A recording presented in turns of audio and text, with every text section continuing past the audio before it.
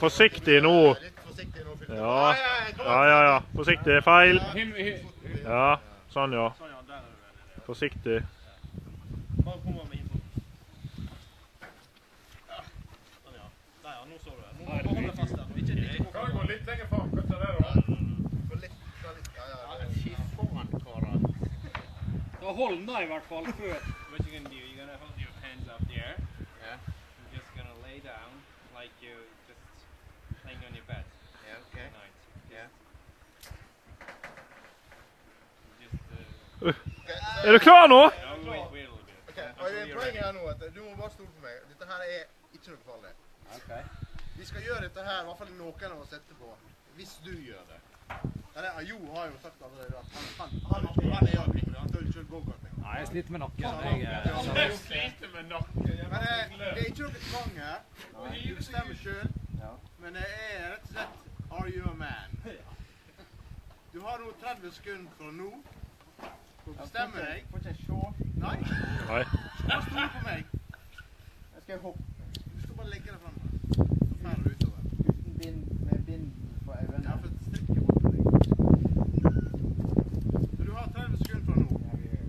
Ta tid da. Ja, du må jo bare gjøre det da. Men, Oi. Hold frem til han skal hoppe da. Count from 3, 2, 1.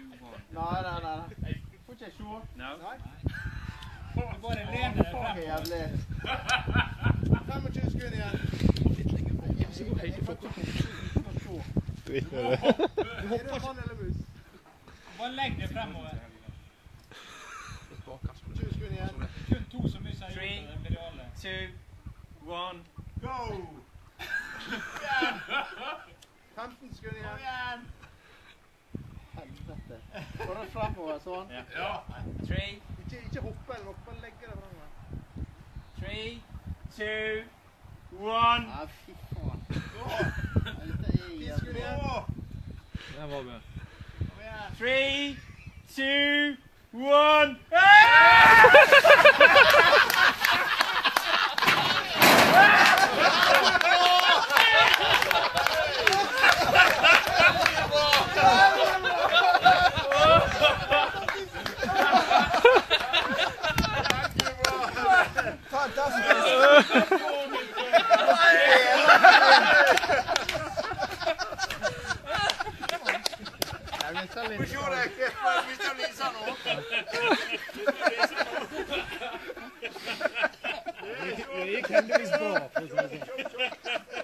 Det gikk heldigvis bra. Hva faen skulle ha skjedd da, du?